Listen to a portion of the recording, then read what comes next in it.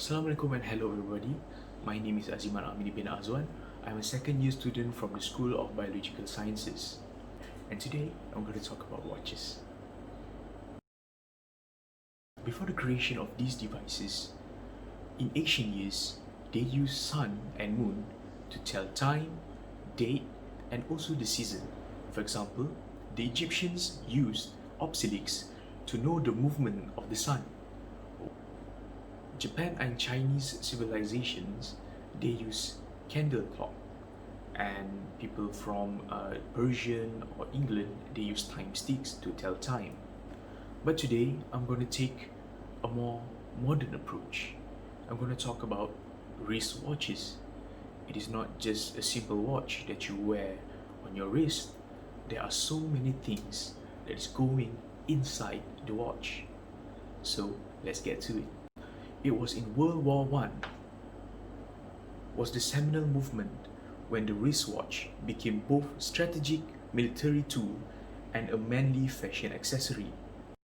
The idea of combining a bracelet with a timepiece came from man getting frustrated of having to constantly open his pocket watch during the war. The first ever watch that was manufactured was by a Swiss company called Patek Philippe in 1868. And since then, many people have wore this bracelet with a timepiece attached to it, as not for practicality but also for fashion purposes. And today I'm going to talk about wristwatches and also the internal organs of this timepiece. The earliest mechanism in the watch industry is the mechanical watches. It is powered by winding the mainspring and keeping time by oscillating the spring balance. Example of these watches are Timex Marlin, Vacheron Constantin, and also Omega Speedmaster. A more modern mechanical watch is called an automatic watch. This watch is self-winding or simply automatic. Every natural motion of the wearer provides energy to wind the mainspring, so there is no need for manual winding.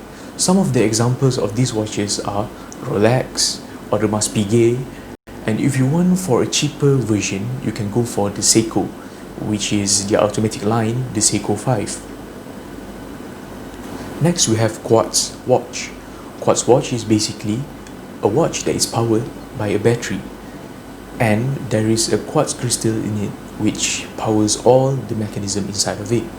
This watch is very common because of its easy maintenance and also its cheap price. Some of the example of these watches are the Casio with their Casio G-Shock line. Next we have a solar watch. Yes, solar powered watch. You don't need to put it under the sun, under direct sunlight to let it charge. You just put it in your room under direct light and it will charge by itself. There is no need for high maintenance to change battery once and every time, to wind the watch. There's no need for that. So these watches are very durable, and usually watchmakers use solar for their outdoor watches, the ones that are very durable. For example, Casio. Most people would adore brands like Rolex, Audemars Piguet, Seiko or Casio, but what is important is the value of the watch doesn't really rely on the brand. It could be from sentimental value. If your father gave you a watch that is very precious, it is priceless. So some people would buy watches just for a certain occasion, maybe for birthdays, maybe for anniversary. So it has a very high sentimental value and it's priceless.